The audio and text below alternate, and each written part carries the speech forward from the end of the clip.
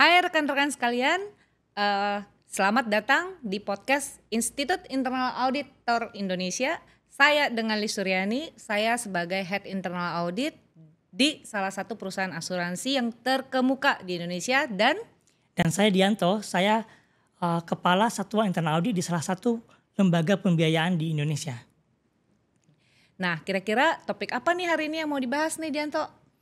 Berhubung kita masih dalam semangat tahun baru ya, semua satuan kerja internal audit perlu membuat laporan audit tahunannya. Apa sih yang perlu diaudit di tahun 2024 ini? Mungkin Bu Lis ada sedikit insight apa yang emerging risk ataupun risiko yang perlu kita hadapi nih di tahun 2024. Nah, kebetulan kemarin itu saya mengikuti salah satu seminar nih terkait dengan top risk yang harus kita hadapi di tahun 2024. Di mana salah satunya itu ya kayak yang Dianto ngomong tadi, ada ESG, ada AI, ada cyber security dan juga ada regulatory changes nih. Apalagi saya itu kan backgroundnya itu dari salah satu perusahaan asuransi. Otomatis sangat berkaitan dengan regulasi yang ditentukan oleh pemerintah. Nah, di sini saya merasa bahwa sertifikasi buat kita itu memang sangat penting. Nah, kalau menurut Dianto sendiri, gimana nih topik kita hari ini? Kira-kira kita mau bahas apaan? Ya, kalau kita lihat risiko itu berubah ya dan selalu ada risiko yang baru. Dan sebagai internal audit kita juga harus terus belajar. Nah, apa yang kita pelajari ini sebenarnya bisa kita kaitkan ya usaha belajar kita dengan sertifikasi. Jadi kita lebih terarah ke kita mau ngambil sertifikasi, kita melihat apa saja yang akan dibahas ataupun dites di sertifikasi tersebut. Ini berhubungan dengan topik kita kali ini mengenai pentingnya sertifikasi dalam profesi internal audit.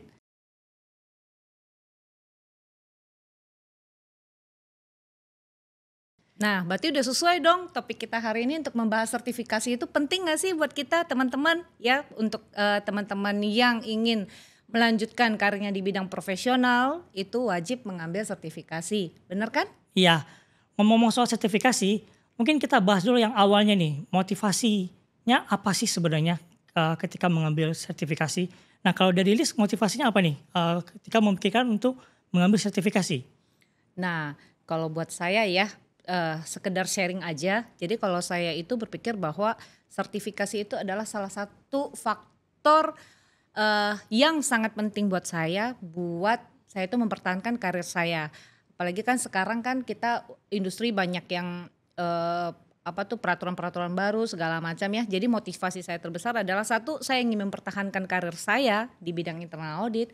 Yang kedua, saya pengen sustain lah minimal sampai saya selesai, saya pensiun segala macam, sertifikasi saya itu masih bisa dipakai.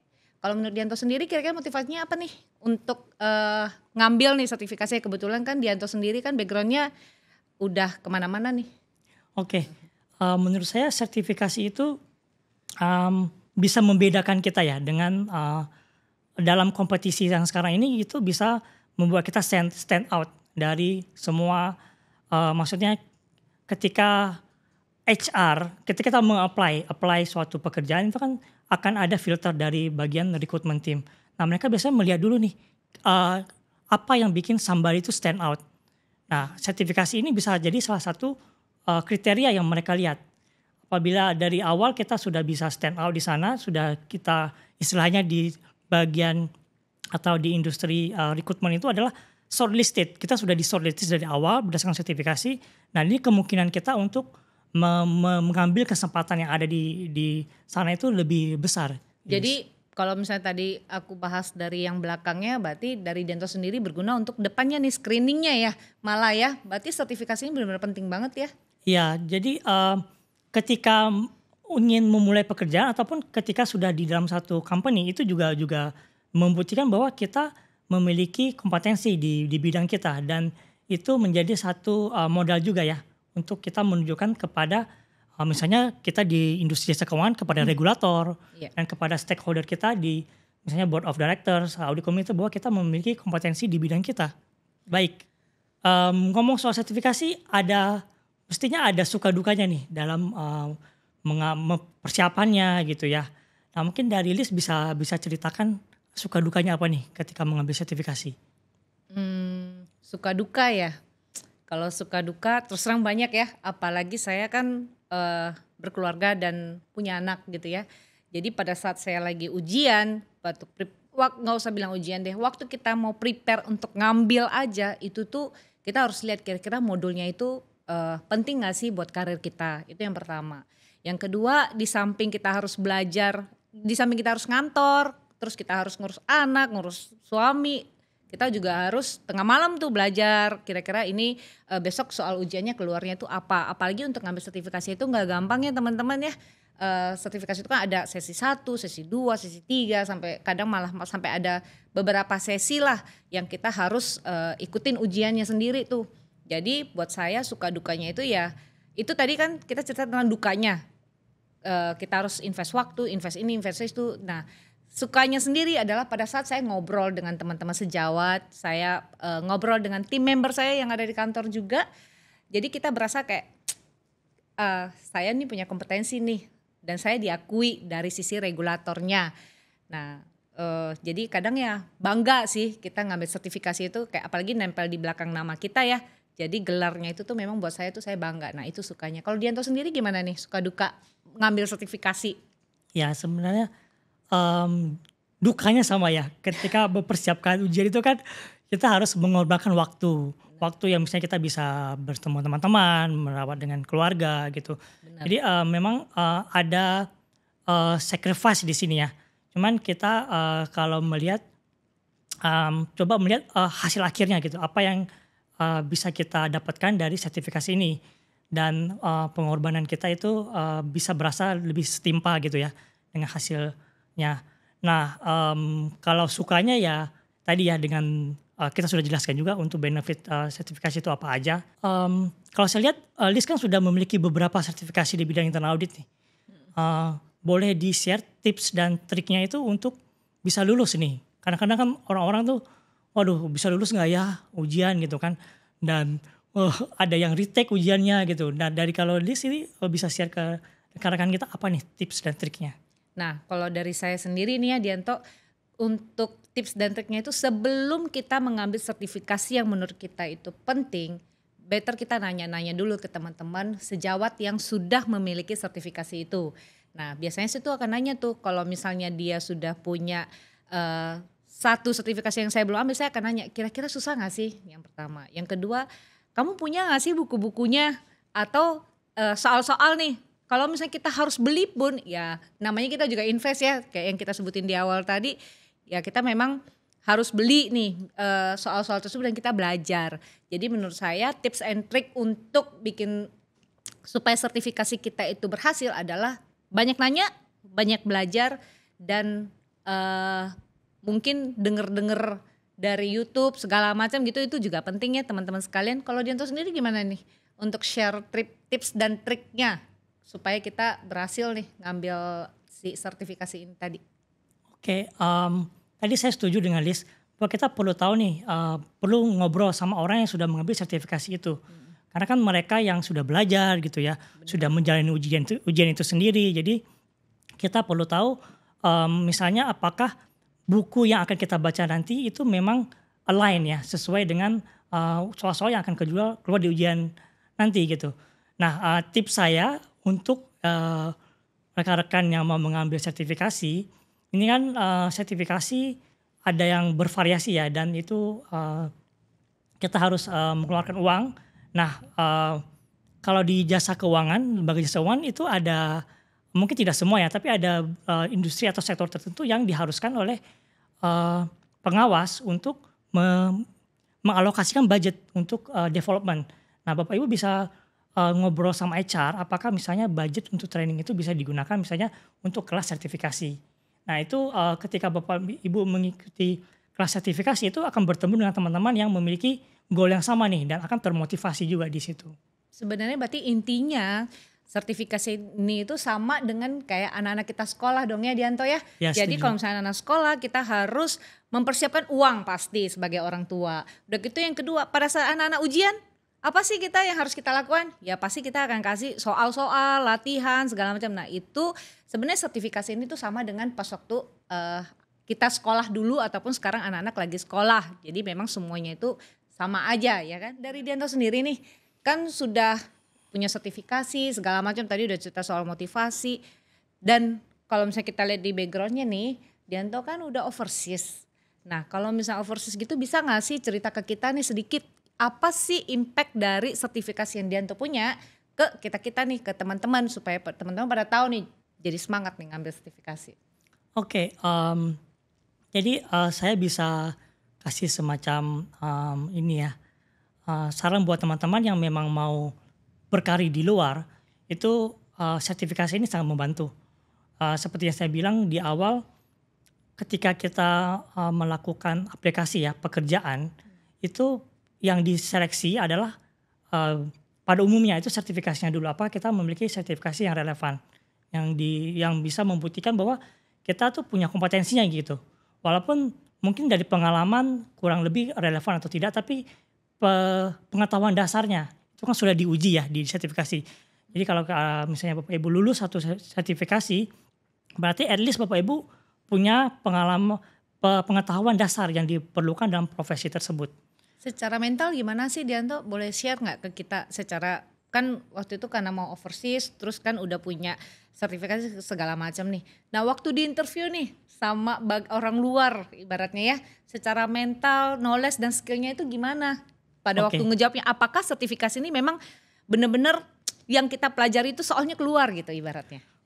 Jadi kalau Bapak Ibu mengambil sertifikasi yang tepat dengan profesi Bapak Ibu, itu paling enggak ketika ada satu pertanyaan, Bapak Ibu bisa mengetahui nih ini arahnya kemana, dan sudah at least menurut saya ya sudah pernah Bapak Ibu pelajari teorinya, walaupun prakteknya itu mungkin tidak.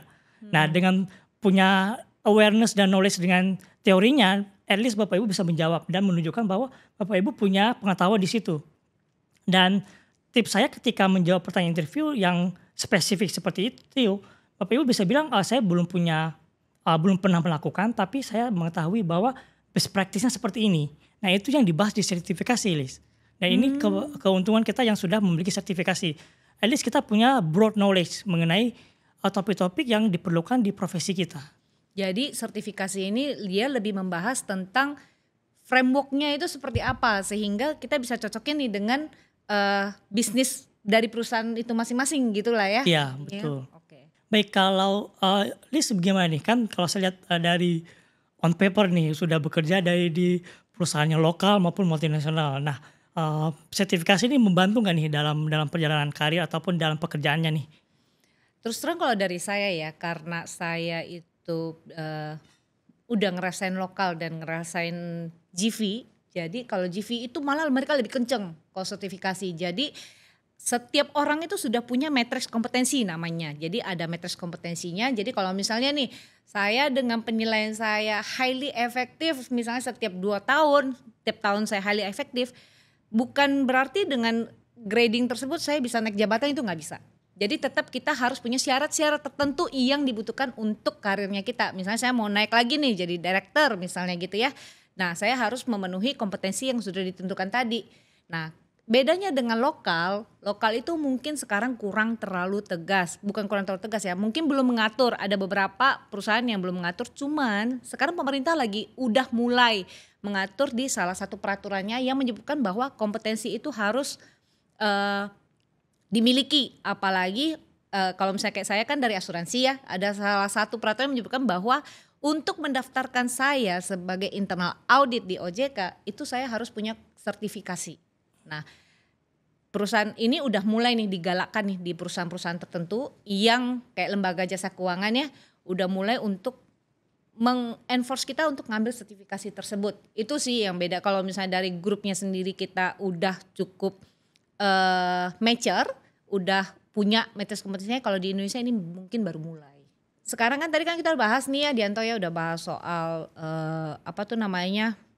Dianto sendiri yang sudah ke luar negeri, udah overseas, terus sayanya juga even saya nggak pernah overseas, tapi saya kan di GV segala macam ya. Ada nggak sih pengaruh dari sertifikasi itu sendiri yang bisa meningkatkan kepercayaan dirinya Dianto nih pada saat melakukan audit misalnya? Ya, dengan kita memiliki sertifikasi mungkin mirip ya dengan jawaban saya sebelumnya. Kita paling tidak kayak kita sudah punya bekal ya untuk melakukan ataupun menjalankan profesi kita. Nah, ketika kita berhadapan dengan auditi, ya kita lebih punya this confidence ya menurut saya ya. Misalnya kita walaupun di across sector, mau itu misalnya sektor jasa keuangan, sektor manufacturing, tapi prinsip dari GRC itu kan sama ya. Misalnya ada pemisahan tugas, harus ada oversight ataupun pengawasan dari governing bodies gitu. Terus prinsip internal control seperti apa, ada policy, procedures. Nah, jadi itu sebenarnya bisa diterapkan di across industry. Jadi menurut saya dengan kita memiliki sertifikasi, selain kita bisa menunjukkan ya ke manajemen bahwa kita punya terbukti memiliki kompetensi, dan kita juga ketika berhadapan dengan auditi juga kita punya percaya diri lah, kita punya sufficient knowledge gitu. Dan kalau misalnya tips saya ketika Bapak Ibu berhadapan dengan situasi yang kita tidak pernah punya pengalaman sebelumnya atau tidak tahu, kita kembalikan lagi ke framework yang tadi, framework GRC-nya gitu. Karena ini kan applicable ya across industry, no matter what industry yang kita ada, yang kita we are in gitu.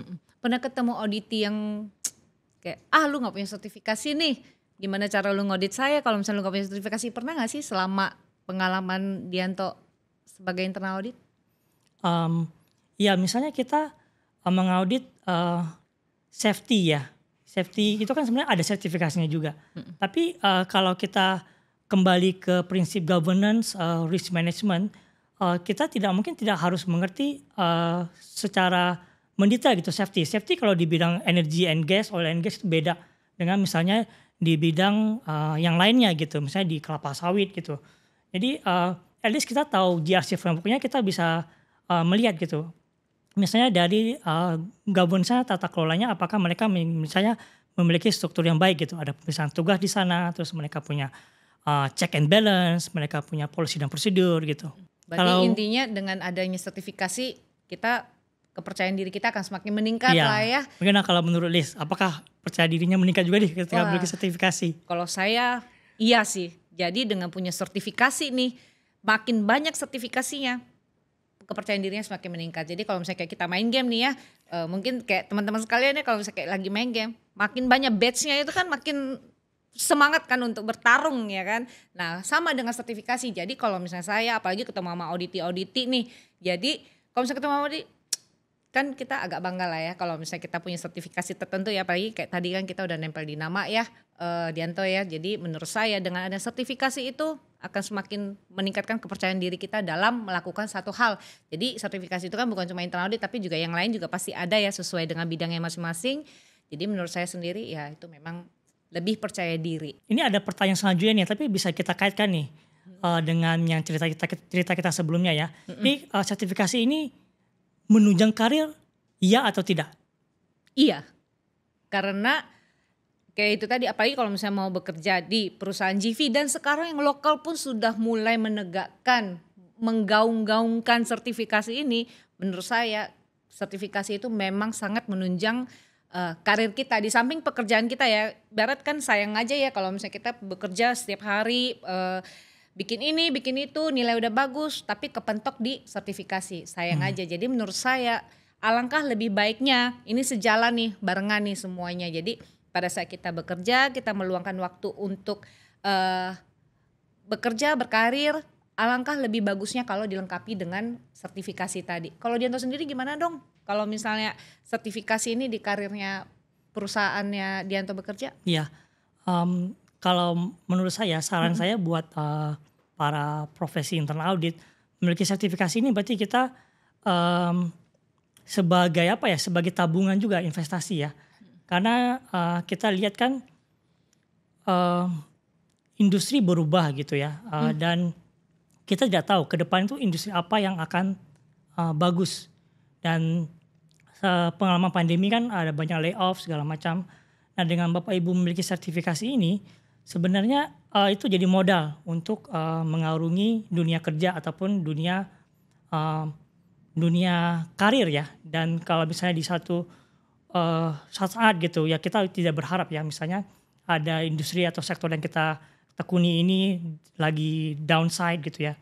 Nah itu kita sebenarnya punya advantage ya dengan dibandingkan rekan-rekan yang lain untuk misalnya pindah ke industri yang lain, dan kita bisa menunjukkan kita punya sertifikasi ini gitu. Jadi semacam investment tabungan ya nanti untuk mengarungi dunia sekarang kan geopolitik gitu ya, dan melihat perubahan tiba-tiba ada pandemi, siapa tahu COVID-19 bisa membuat kayak ekonomi global stop gitu Bu. Berarti dengan adanya sertifikasi ini anggaplah sebagai tabungan ya. Tabungan ya berarti kayak saham deposito dan kawan-kawan aja nih. Berarti makin tinggi, makin banyak kita mempertahankan sertifikasi kita, berarti kan akan semakin menunjang karir kita ke depan. Nah, dari sisi Dianto sendiri giliran nih, aku mau tahu kira-kira strateginya apa sih? Kan udah punya sertifikasi, berarti kan ibarat udah punya kompetensi nih. Nah, supaya kita tetap dapat menjaga kompetensi itu, bagaimana sih caranya, Dianto? Ya, jadi Bapak Ibu jangan pikir kalau udah punya sertifikasi udah selesai ya, wah udah selesai gitu. Tidak perlu apa-apain dan sertifikasi akan menempel terus di nama.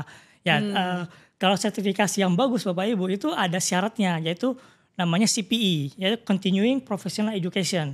Nah ini sama dengan profesi yang lainnya seperti kedokteran. Kedokteran itu juga ada kewajiban. Jadi dokter itu harus mengikuti seminar gitu untuk memperbarui pengetahuan mereka gitu, sama juga dengan sertifikasi yang pada umumnya ya, maksudnya saya bicara dengan sertifikasi yang standar yang diambil yang berlaku global itu mengharuskan adanya continuing professional education ini. Dan ini ya memang penting karena landscape risk kan berubah ya, berubah dan ada risk yang baru terus sekarang era digitalisasi, kita yang sebenarnya sebelumnya auditor adalah backgroundnya accounting tapi harus belajar IT juga gitu kan. Jadi dengan kita terus menjaga sertifikasi ini itu juga membuktikan bahwa kita update terus pengetahuan kita dengan apa yang ada di dunia di market, risknya apa saja. Iya benar sih, saya juga merasa hal yang sama. Jadi waktu dulu mungkin sebelum COVID ya, kita belajar auditnya itu kita datang, kita offsite, kita ngaudit segala macam. Kalau sekarang nih karena sudah ada pandemik segala macam, kita malah harus belajar tentang IT nih. Jadi sertifikasi itu even satu karena dia lebih bahas ke global, tapi tetap pasti akan ada unsur-unsur IT di dalamnya. Apalagi sekarang kan setelah COVID kan kita lebih banyak digitalisasi, automation segala macam ya. Setuju sih kalau misalnya untuk jaga kompetensi itu kita harus tetap training, tetap harus mempertahankan CPI-nya kita. Oke, Liz, kalau kita perhatikan nih di media sosial itu banyak bermunculan lembaga-lembaga yang mengeluarkan sertifikasi. Nah, mungkin teman-teman atau rekan-rekan ini ada yang kebingungan ini untuk memilih sertifikasi apa nih cocok untuk mereka gitu, karena pilihannya sekarang semakin banyak gitu. Nah kalau dari Liz gimana pendapatnya? Kalau saya nih terus terang karena kita itu saya backgroundnya di insurance ya. Sekarang itu regulator itu sudah kita itu hanya bisa ngambil sertifikasi kalau dia itu badannya itu tuh terdaftar di regulator tersebut. Jadi kalau misalnya kita ngambil yang sembarangan, bukan sembarangan lah ya, misalnya ngambil yang kurang akurat ataupun kurang dipakai nih oleh si regulator tersebut, itu nggak percuma kita sudah menabung waktu, tenaga, pikiran ke dalam sertifikasi tersebut. Jadi kan alangkah lebih baiknya kalau kita ngambil sesuatu yang sudah dikenal, sesuatu yang sudah memang di bidangnya, daripada kita ngambil yang sesuatu yang ntar takutnya kedepannya malah kalau tiba-tiba nggak diakui, tiba-tiba keluar nih peraturan dari pemerintah ternyata dia nggak diakui. Nah kan sayang, gelarnya itu tuh sayang karena kita kan udah invest waktu, tenaga, pikiran segala macam lah ya, kita udah invest di dalamnya. Alangkah lebih baik kalau kita ngambil memang benar-benar yang terdaftar dan terpercaya, itu sih menurut aku.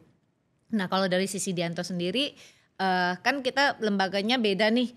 Kalau misalnya banyak tuh sertifikasi yang tentang GRC yang memang ada lembaga-lembaga baru lah ya. Itu gimana tuh Dianto? Kalau dari saya setuju ya, kita mengambil sertifikasi bukan keputusan yang mudah begitu. Kita harus komit ya, karena kita sudah bayar, walaupun dibayar perusahaan kan. Kalau tidak lulus ataupun kita tidak melanjutkan kan itu juga tidak baik ya pandangannya terhadap kita.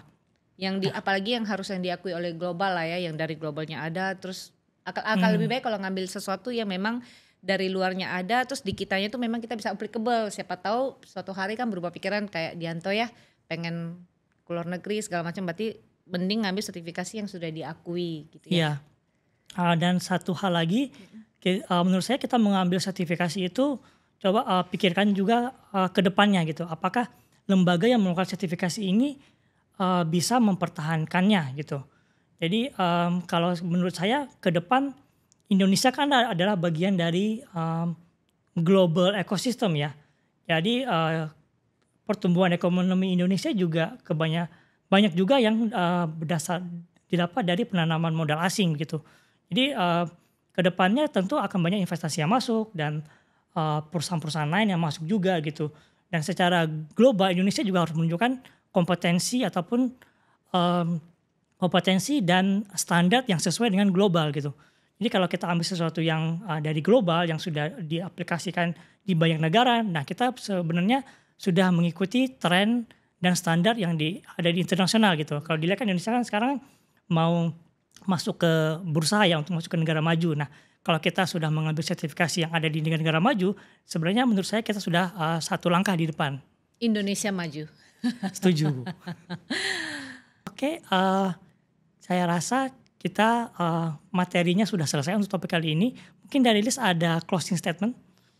Iya, sebagai orang yang sudah cukup lama terjun di dunia yang profesional ini ya teman-teman. Jadi menurut saya alangkah baiknya kalau karir itu didukung dengan sertifikasi yang sudah yang harus kita miliki. Jadi sebagai faktor penunjang kita juga. Jadi seperti kayak sekolah dasar, SMP, SMA, S1 segala macam ya. Jadi alangkah baiknya kalau kita menambah sertifikasi profesional kita. Itu sangat bagus untuk mendukung karir kita dan menjaga sustainability-nya. Nah, kalau dari saya terima kasih sudah meluangkan waktu untuk mendengarkan podcast IAA dan kita jumpa lagi di next episode podcast Institute Internal Auditor Indonesia.